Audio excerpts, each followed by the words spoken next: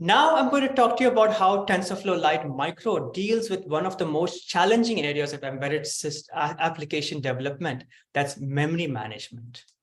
The reason memory is so challenging is that embedded systems typically have only hundreds or even tens of kilobytes of RAM. You now know this, I've mentioned this, even hundreds of kilobytes of times. This is, there's a more subtle problem that shows up when an embedded application needs to run continuously for months or even years. Even if you're sure you'll never ask for more memory than the system contains, allocating a new area of memory requires that there's a big enough gap between other allocations. Over time, it's possible for small allocations, as you allocate new variables and assign new variables and new arrays to litter the available address space so there are no gaps. The state is known as heap fragmentation, and it's extremely hard to predict how heap usage will evolve over long periods of usage. Resulting in a lack of available memory is likely to cause an application to crash. The standard way to avoid these kind of memory fragmentation issues with long-running programs is to avoid dynamic memory allocation altogether, at least after the startup phase. Any libraries used by applications with this requirement will also need to follow the same rules. Because memory is so scarce, a lot of devices ship with no operating system layer at all, and they just run on what we call bare metal. This also means that memory handling is a lot more difficult since there are no facilities like heap or memory virtualization to help with allocation.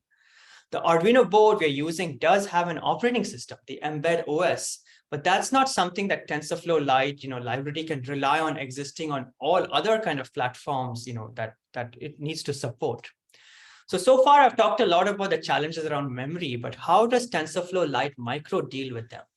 The most important concept to understand as an application developer using the library is the arena that you supply.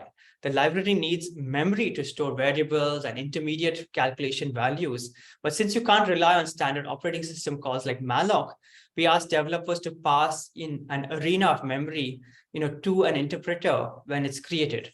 This is basically a contiguous memory region, say 2 kilobytes, that is reserved for the library and the code.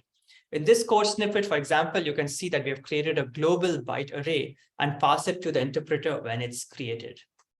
To avoid the problem of fragmentation, the interpreter only allocates from this arena at startup time.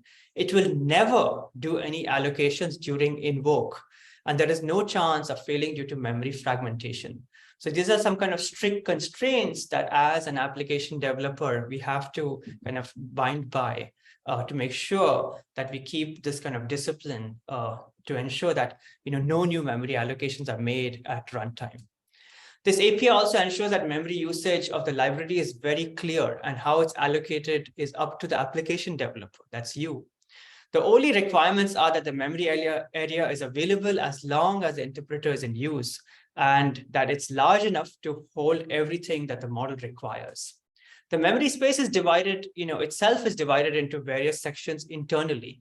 You don't need to understand what's going on under the hood to use the arena interface, but the array is used to hold calculated values of the operators that the operators need, the internal state of the interpreter, and the input and output arrays of the operators.